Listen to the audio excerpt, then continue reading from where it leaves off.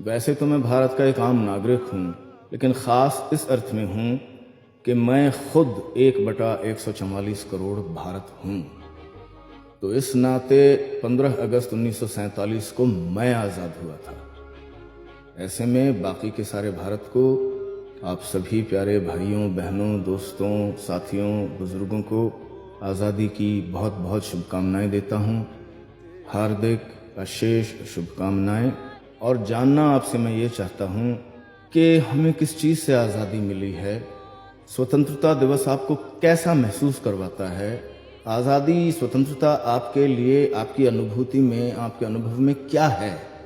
जब अंग्रेज शासन में था तो हम कहते थे साइमन गो बैक, या अंग्रेज़ों भारत छोड़ो, वंदे मातरम, भारत माता की जय। ये सब जब हम कहते थे तो हम पर गोलियां बरसाई जाती थी, लाठियां बरसाई जाती थी, पीट पीट के लंच करके मार दिया जाता था हमको, या जेल में डाल दिया जाता था, काला पानी भेज दिया जाता था। तो क्या आज आप यदि कहें Modi go back, butcher of Gujarat go back, तो आपका हश्र क्या होगा? सड़क पर उतरकर कहना तो दूर, आप यदि सोशल मीडिया पर कहें तो क्या नतीजा निकलता है? सिद्दीक कप्पन, गौरी लंकेश, उमर खालिद, आनंद तेल तुमड़े, सुधा भारद्वाज, गौतम नवलखा, ये नाम गूगल कर लीजिएगा अगर आपको पता ना हो तो। फादर स्टैन स्वामी, लेट फादर स्टैन स्वामी, जो कि एक सिपर के लिए तड़पते हुए मर गए।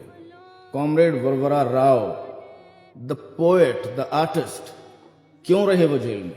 सफूरा जरगर क्यों जेल में थी? नताशा नरवाल क्यों जेल में थी? खालिद सैफी क्यों जेल में था? आजादी क्या मिल गई है आपको? एक सीधी सीधी बात, एक अच्छी ग्रीटिंग, प्यारी ग्रीटिंग, प्यार भरी, सम्मान भरी ग्रीटिंग, अपनत्व भरी ग्रीटिंग, जय सिया राम या जय राम जी की, को आपको वॉर क्राई बना देने की आजादी मिल गई है। जय श्री राम बोलो नहीं तो दाढ़ी काट देंगे, ये बोलो नहीं तो और वो काट देंगे।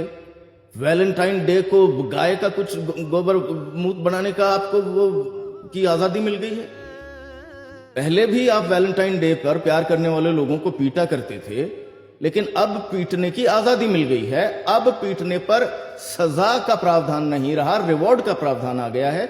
यह आजादी मिली है आपको। किसान को गुर्बत से आजादी मिल गई। किसानों की आमदनी दुगनी होनी थी, हो गई। क्या यह झूठ है कि आज भी भुखमरी से आजादी नहीं मिली है भारत के 80 करोड़ लोगों को? पब्लिक सेक्टर, टैक्स पेयर, हम लोग पैसा देते हैं तो हमारे 80 करोड़ भाई बहन खाना खाते हैं। और जब कोई कहता है कि हम क्या चाहते हैं, आजादी, भुखमरी से आजादी, लिंचिंग से आजादी, तो आपको बुरा लगता है। 100 में 70 आदमी फिलहाल जब नाशाद हैं तो दिल पे रख के हाथ कहिए, देश क्या आजाद है? Freedom of expression, freedom, independence, independent expression की क्या हालत है भारत में? क्या आपको संजय लीला भंसाली पद्मावत बनाता है इसलिए उसको दे थप्पड़ दे थप्पड़ दे थप्पड़ उसको होली का गेंड बनाने की आजादी मिल गई है आपको? ये आजादी चाह रहे थे भगत सिंह जैसे लोग। जरा सोचिए, जरा सोचिए। ये आजादी नहीं है, गुंडागर्दी करने की आजादी आजादी नहीं है।